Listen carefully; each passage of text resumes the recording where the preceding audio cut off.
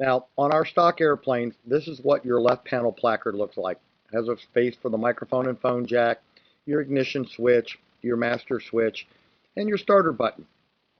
Now, when we started doing electronic ignition systems, so one solution is to use the ElectroAir placard, and this is the one they designed for the Grummans. And as you can see, it takes a much bigger starter button than our one. That's because the ones you buy in the automotive store are much bigger, and it's held onto the corners with 4 rivets.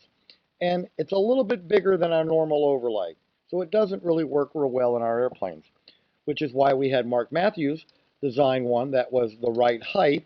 And basically what we did was we cut this and we cut this all the way down through all the layers, and then we could apply all the switches and safeguards on there, and this was the first prototype. But there was always an ungainly line between this edge and the back panel, and notice there's no continuous white stripe all the way around it. So we came up with version 2. And in this case, you can see that we have all the buttons and everything in place.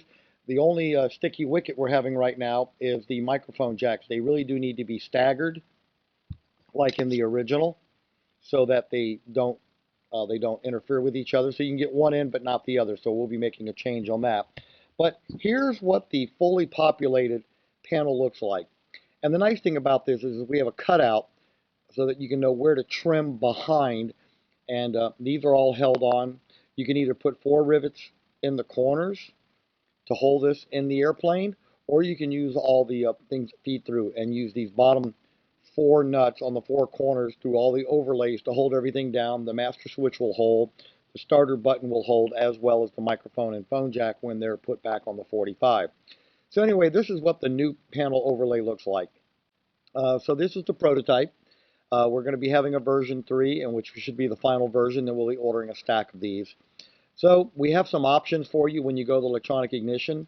This makes your airplane almost like a twin with the mag switches and electronic ignition. And so here's the old version against the new version we just had produced. Again, I'd like to thank Mark Matthews for all his help. And here's Rich Harrison. He's stripping down the left panel on his airplane. He's putting the cutout template in place where he's going to drill and cut out. And here's the final install. Now, part of this is going to be that he's using longer stainless steel guards. They have a longer post which goes through all the overlays better. And then here's what it all looks like when it's finished. We'd like to thank you for watching this. Thanks for watching Grumman Pilot's YouTube channel, and have a good day flying your Grumman.